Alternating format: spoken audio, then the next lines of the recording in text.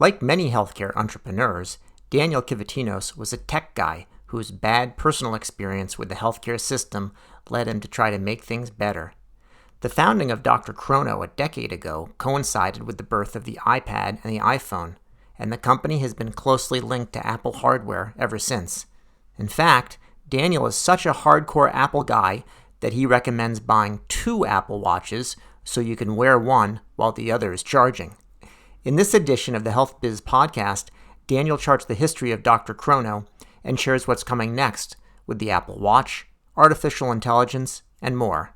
I'm your host, David Williams, president of strategy consulting firm Health Business Group. Thanks for tuning in.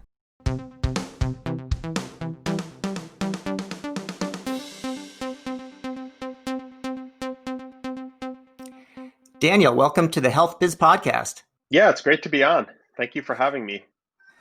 Excellent. So I know who you are, but not everybody does. So why don't you tell us a little bit about your personal and career background? Sure. I'm originally a computer scientist and I have a psychology degree. So I have an interesting, unique skill set that comes together. But what I did with that is me and my co-founder actually started a company called DrChrono. And DrChrono, the whole premise was around healthcare. And we had experienced, I would say, unique and interesting problems with our family members. And we both got together from the lens of software developers. And we wanted to really try to figure out how do we make a difference and an impact in healthcare. And company is about 10 years old. So I am the chief operating officer and co-founder of a company called DrChrono. So Daniel, there's probably, I don't even know how many people there are that started healthcare companies because of personal experiences with their family. Because the healthcare system is so screwed up, pretty much everybody has an impetus, to start something because they just can't believe how bad it is. Usually it takes them a little bit longer to solve the problem than what they were hoping for. So you're a decade into it, so you're in the first stage still, but that sounds good. Now, one thing that happened around the time that you were starting the company is Apple was kind of in a sort of in a resilient mode and introducing some new products. iPad, iPhone came around about that time, and thinking about the iPad in particular, which I think was the first device that DrChrono was really on. What has been the impact of the iPad on healthcare and more broadly? It's not a product we think about so much these days, but take us back to the how you think about that product in particular. I remember I had a BlackBerry back in the day, and I had a just a PC, and the way that people interact with computers was very fixed. There was no way to dynamically change everything on like the whole product. And everybody just kind of accepted that. And the mouse was there, and they had the mouse as like this visual aid for like moving things around, or they had like a BlackBerry keyboard or like a, you know, Nokia hard keyboard. And the thing about the hard keyboard that was not helping us all as like human beings in the world, it took up a lot of real estate and it didn't change. So you would have half this phone or half the computer literally just be a hard fixed input device to get information in. And when the iPhone first came out, we started our company around that time. And the iPhone, the first thought I had was this thing might be useful for healthcare. There might be something here. And what really resonated with me with the iPhone in particular was that it had a amazing web browser and it didn't have that restrictive keyboard. So you could take all of the real estate and change it the way that you want. So when you think about the iPhone, it really changed the game with that experience for everyone. So not just providers in the world, it was just everyone instantaneously. So 2009, 2010, around that time period, Apple announced something called the iSlate or iPad that was coming out, this device. And me and my co-founder, we was just two, we were just two guys wanting to like honestly work in healthcare. We were focusing on the cloud. It sounds so silly now. It sounds like ridiculous, but the cloud was not a thing back then. We're like, let's put all the data in the cloud. People didn't do that back then. It was kind of a newer thing. Email was, I think, moving at a faster pace than everything else, but healthcare, really, the cloud was not really a thing. It was becoming a thing, but it wasn't really a thing.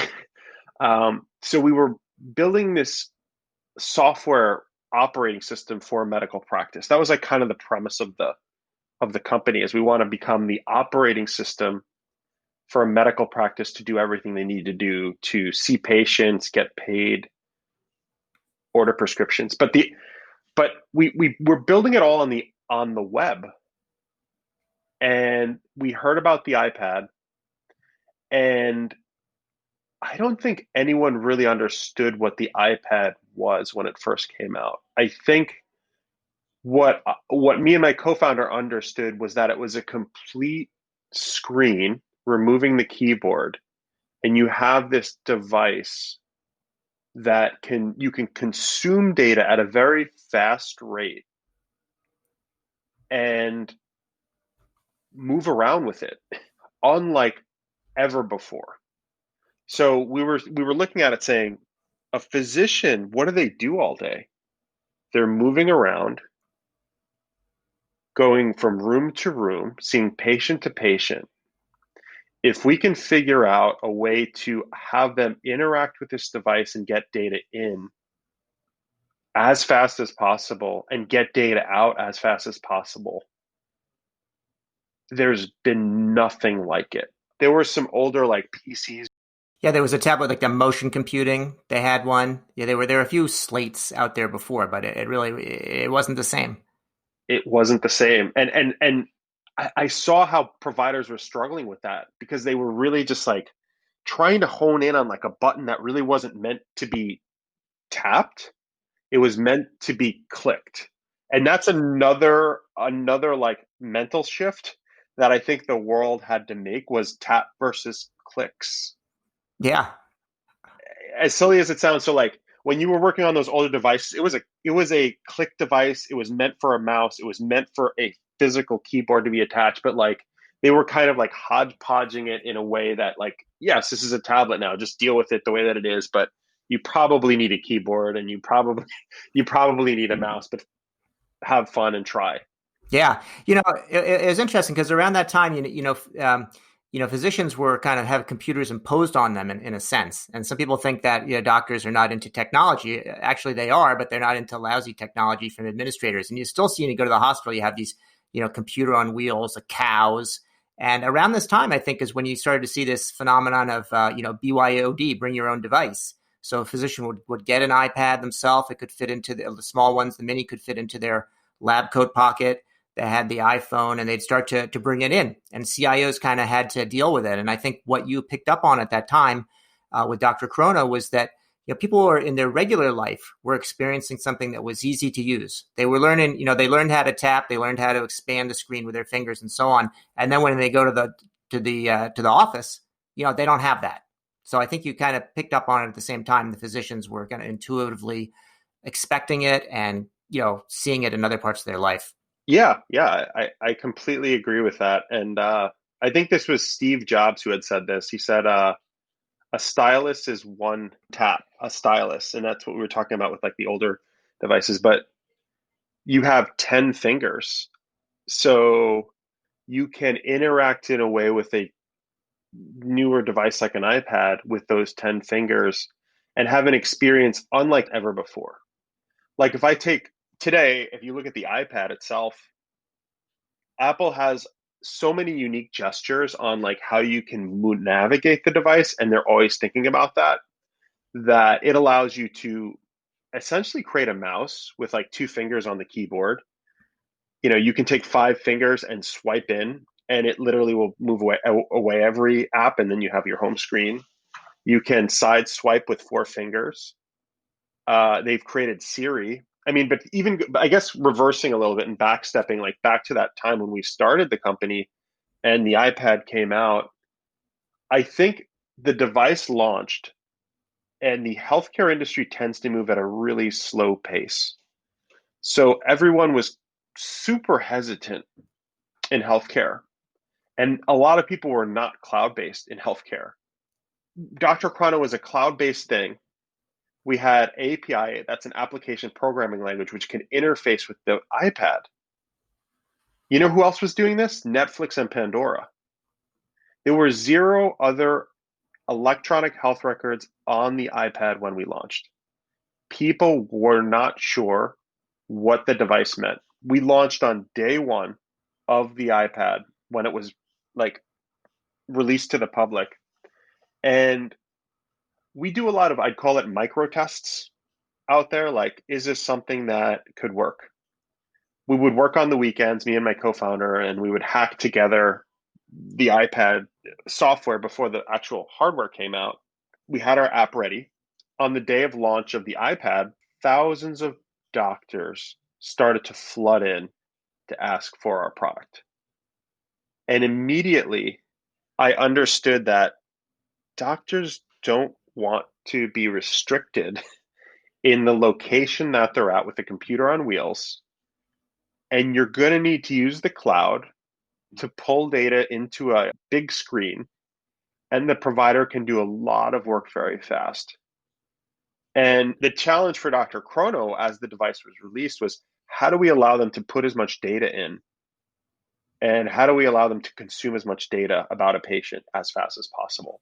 So we were really competing. Can you get as little taps to get the information as fast as possible in the provider's view? And we were really navigating the iPad honestly before anyone else in the medical space was, and trying to understand how do you capture this real estate? How do you utilize that real estate? But inherently, I think providers in mass were pushing the iPad into the medical industry. They were buying it for their own personal use, bringing it into the medical practice that they were at, and saying, "I want to use this device." And and that pushed the iPad into the medical industry. So I think, the purchase of the iPads and all of these, we've gotten thousands of users speaks volumes and like what is the direction and where does a provider want to go with the device? Yeah, no, so I mean, there's obviously been more devices since then, and there've been different devices and frameworks that you've looked at over time. We caught up back in 2014 on an interview, and there were a couple new things right then. Apple had this new health kit, and also I think you were working with Google Glass, which people may remember. What was the story with that? How did it go with Health Kit? Is that still part of the package? And where's the Google Glass? I see you're not wearing any of those today. Yeah, so think of the iPhone as a device that connects all of your health devices. Like, say you have a sleep apnea machine, you have a blood pressure cuff, you have a scale, you may have a glucose meter, you may have a, internet connected thermometer. All of these things, because of HealthKit, allow you to bring that into your phone and view that medical information to track your health over time. It's honestly part of our future, and I think that it is a huge success, and I think people are using it in mass, and there's always more to do, and there's always more to adopt there. But the answer is, it is part of DrChrono's future. And the question is, because of coronavirus, because that has happened to us all,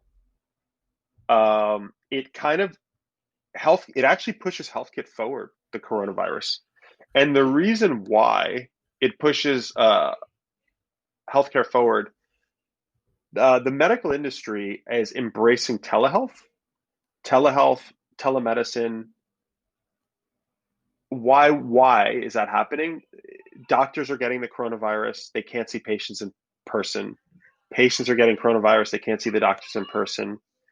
Convenience. Maybe you have kids, maybe you have a homebound elderly person, but the government, Medicare in particular, think of them as the leader in the space. Medicare is kind of the revolutionist revolutionizing everything, saying we're going to pay for these telehealth appointments. And when someone is paying for those telehealth appointments, that allows the provider to see more patients in mass. Now, what's interesting about health and health kit, bringing it back to that, all those things you're like pulling in can be shared with a physician, right? So Dr. Chrono being the operating system and the platform for physicians, we want to ingest that data so the provider can do what people are calling RPM, which is remote patient monitoring. Remote patient monitoring will allow a provider to do a more comprehensive telehealth visit, and health is part of that. So Google Glass. Yeah, so companies are either they're either growing or they're dying. And what I mean by that is you either have to be innovating or you're becoming stagnant over time. So with Google Glass, I think we put these micro tests out that I had mentioned. We put a test out there around Google Glass, and I think it's a concept that um, is part of our future. And I think, Google put their effort out there. It's a noble effort. What we were envisioning was the provider was able to document a whole encounter and view information in real time with the patient in the room. So, say you're seeing a patient, maybe you want something to slide in on your side view that says this patient has, is allergic to penicillin. Maybe you want actually a photo of the patient, so you're never treating the wrong patient.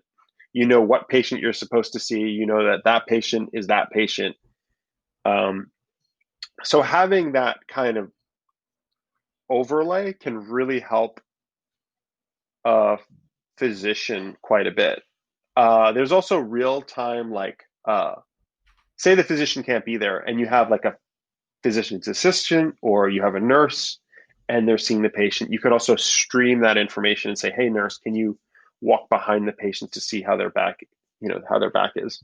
So I think there's a lot of concept there that is really it's going to happen. It's a matter of when and who's going to do it. And I wear glasses. I'm wearing my glasses right now.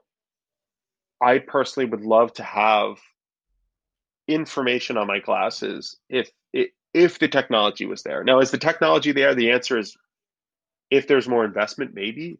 But I would say the idea is right, and it's a matter of when. Like I'm wearing, AirPods.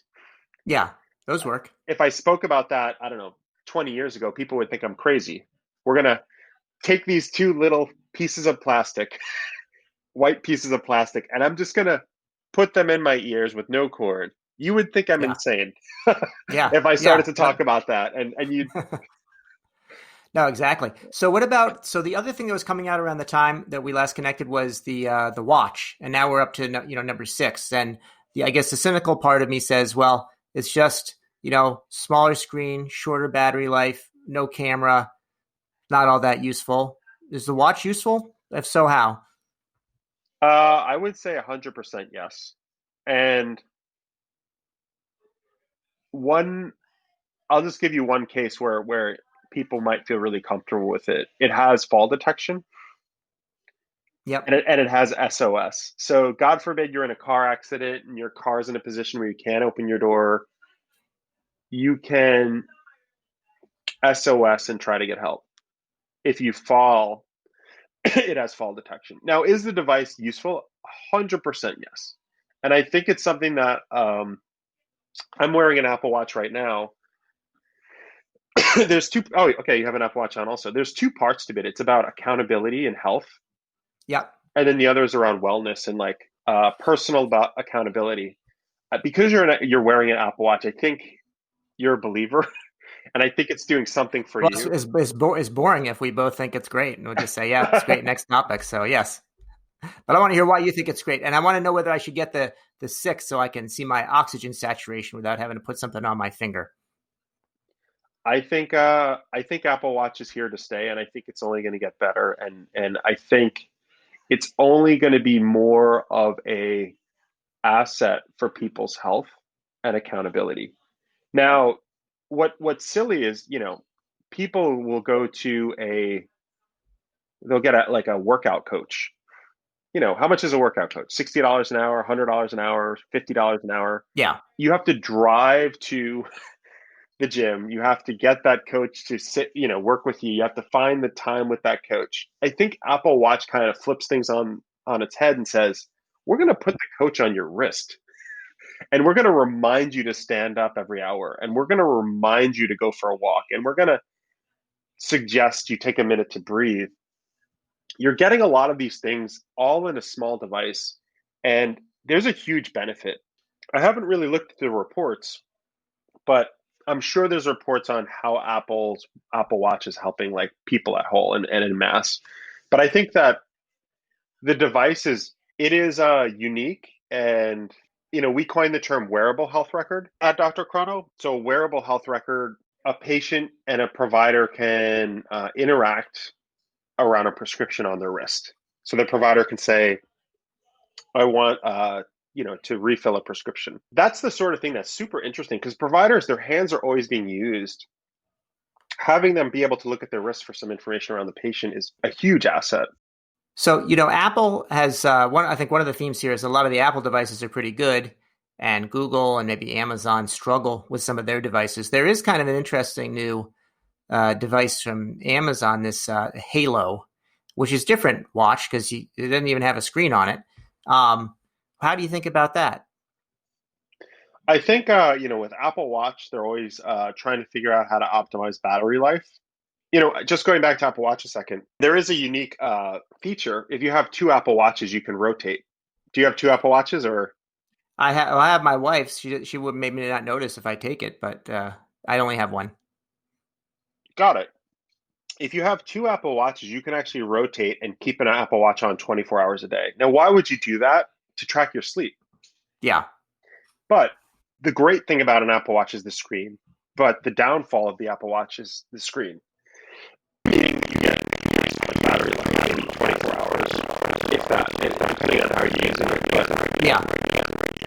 with what Amazon had come out with, I think they're trying to optimize on taking that information, so you don't have to take this off your wrist, and place that information onto another device, like your iPhone or your Android phone. So I think their objectives are similar. I think one being Amazon, they're really focusing on convenience of not having to take the device off. Yeah. Now, does it bother a person that their Apple Watch is going to die? The answer is yes. Say you're traveling. You might be traveling, I don't know, on a flight, and it's a 24-hour flight. Where do you charge your Apple Watch? With what Amazon has created, you don't have that problem. That problem goes away. It is the same take in a different way to optimize battery, but also it is a different look and feel, right? It's almost like a wristband. I could have both though, right? So I think because the Halo is going to check on my tone of voice and my mood and all that as well. So maybe I'll get, instead of getting two Apple Watches, maybe I'll split it, and I'll have one hand with Apple and one with Amazon, and keep everybody happy. And I'll wear a Facebook helmet or something like that. Yeah. So what about, what's happening now is that there's also just a ton of data that's being generated. I mean, it's one thing for a physician to more easily go through information on an iPad. It's another thing for that same physician to be asked to now look at all the kind of wellness data from a patient that's generated by their watch or their wristband, or now that I'm going to get the two devices, just this huge stream of information. Historically, I think physicians haven't necessarily wanted it, because maybe they have to go look at it and they'll maybe see, well, gee, this guy had an arrhythmia, in the middle of the night a few weeks ago, and now I didn't do anything about it. So, I mean, are we going to be able to use all this data? Did the doctors want it? Yeah, actually, just going back, so you're definitely going to get the Amazon wristband. Yeah, you have to be invited, and I think maybe I said something mean about them in a blog post, and they're going to put me down on the list. I'm on the list. I want one. Yeah. So that says something right there. It's, how do you not compete? and Right. create a complementary device that's going to not compete. So that's actually really interesting. But they're also collecting data in a different way, right? So the audio, like you suggested, I do think that there is a challenge around data and data collection and how that data is presented. When you are overwhelmed as a human being, you can only process so much data, and there's so much stuff happening in our day. You have hundreds of decisions happening. You have so much data thrown at you. You have all this like marketing and these ads thrown at you. You have so many people you're interacting with. How do you present the most relevant data to a person when they need it?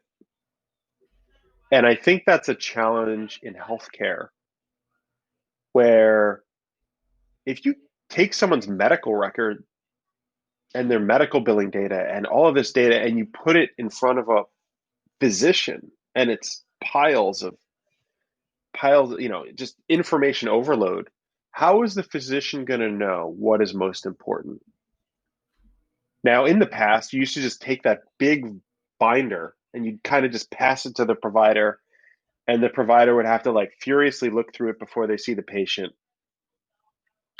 Did they catch everything? The answer is no. And it's not their fault. It's just there's a lot of information that's captured around patients, and providers have to sift through that. And frankly, you as an individual taking care of your own health has to like sift through that. So it's a challenge for us all to figure out what the most relevant data is and how to present that. So I think that's something that, at DrChrono that we're thinking about quite a bit. There's a lot of great data. It's all good and it's actually all useful. But you want to present the most relevant data to the person at the point that they're looking at that data. And that's a huge challenge, but it's also a challenge that might, if we get it right, it'll be a really interesting time. Meaning, like, if I have someone's parents and the parents are, say, in their 90s, and you have their full medical record, you care about your parents, all of that data is valuable, and you want to present that to the provider, and you want them to be taken care of. The provider wants to do their job; they want to do the best job they can. But how do you realistically look at like the last time they had a surgery? Like maybe that was like 40 years ago, right? Like, and was that surgery relevant? It might have been really relevant. Like they may have had like something like open heart surgery and something might have happened, and it's good to know that. Yeah. But I think that data is really valuable, and it is an exciting time where we can do something with that data. And I think there's a lot of smart people looking at it saying like, how do we bring that data? How do we bubble the right data up at the right time? And that's where ML, machine learning, and AI are all kind of coming into this equation. And I think we're learning a lot about like how do we utilize that data. And there's always these wow moments with these types of devices where like Alexa is learning and Google is learning and Apple is learning to bring a lot of this data like to the forefront. And DrChrono is trying to do that in like the healthcare space, specifically for the provider. So some of it is being used sort of behind the scenes in order to present the data better to the physician for decision making.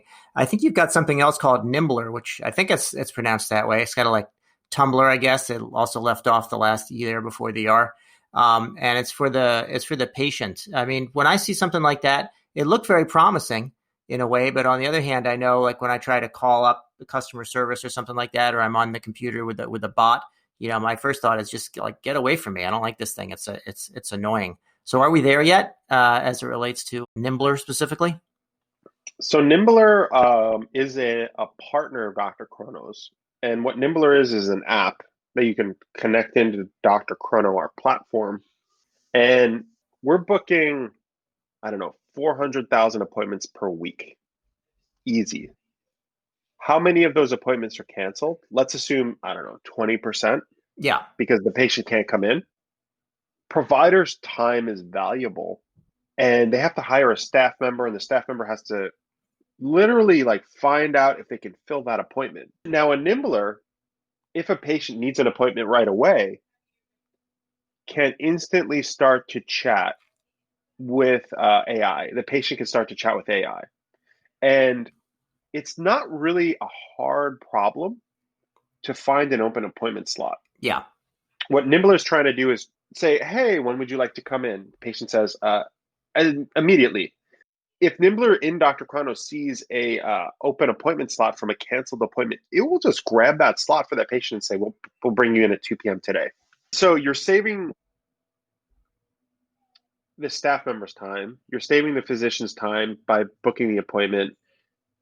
There is no downside to using something like a Nimbler, and I think that we are there with those sort of chatbots. It depends on the issue. Yeah. When it comes to scheduling, it's a simple thing that people just want to book their appointment, and if you can do that through a text, it makes everyone's lives easier. And I think a Nimbler is a great example of like a real use case of AI working super productively in industry. So I'm a huge fan. Now there's other type of AI that I'm sure what you're bringing up. If you got something more complex, AI might just kind of freeze up and just get a person on the phone for you. Nimbler looked good to me, but we'll see. Maybe I'll have a chance to try it. So, Daniel, we started off this interview with kind of the personal side of things, and we'll end it in a similar fashion. Assuming that you have time to read a book or books, any books you've been reading, anything that you recommend or that you recommend that people avoid, which could also be helpful. There's a book from Clay Christensen called The Innovator's Dilemma. Yeah. You may not heard of it. I think that one had a huge impact in my life where it really, like, for larger companies, as a company scales, it becomes harder to innovate because they're so happy with the revenue that they're getting. And when you look at the companies that are successful today that keep reinventing themselves, they really invest in like future product, which is kind of counterintuitive to like existing product. Like if you look at the Kindle, Mm-hmm. you look at Amazon, and they were selling books online, physical books, making all this money from that. And then they're like, we're going to compete with ourselves, launching this crazy device. We're going to spend all this money on this device. They were eating their own revenue stream with a new device. And that kind of thinking is really it's smart to think that way because revenue from older product can become stagnant, right? Think of like Blockbuster Video. Yeah.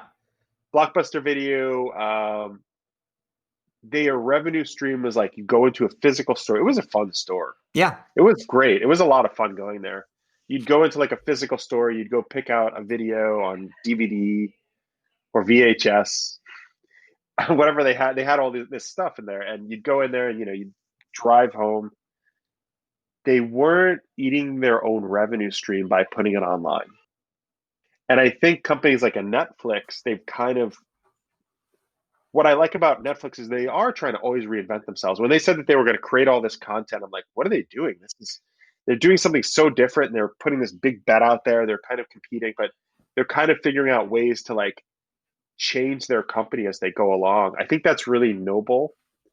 You look at the industry like Tower Records. There's a great documentary on Records. Um, the music industry, streaming, they should have embraced it earlier on. I think it would have been to their benefit, but they were like, oh my God, no, that'll eat our revenue stream of selling CDs. Yeah. Let's fight that tooth and nail. I think they should have hired a bunch of engineers and started to build like Spotify before Spotify came along and built it, and now they're all working with Spotify, which isn't a bad thing. I think it was going to happen regardless, but I think that, Yeah. that's a book that I really took away. The Innovator's Dilemma is you innovate, you get all this revenue, and it's counterintuitive, but sometimes you have to like figure out what is next before someone else comes and takes a piece of that from you. Yeah. Makes good sense. Excellent. Well, Daniel, it's been a pleasure catching up with you and checking out all the new Apple products. We'll see what comes next. I'm looking forward to seeing the new Apple built chips that are powering the new MacBooks and iMacs. That's what I'm waiting for next year. But I won't try to strap an iMac onto my wrist. Well, thank you so much for having me. This was great. You've been listening to the Health Biz Podcast with me, David Williams, President of Health Business Group. I conduct in-depth interviews with leaders in healthcare business and policy. If you like what you hear, go ahead and subscribe on your favorite service. While you're at it, go ahead and subscribe on your second and third favorite services as well. There's more good stuff to come, and you won't want to miss an episode. If your organization is seeking strategy consulting services in healthcare, check out our website, healthbusinessgroup.com.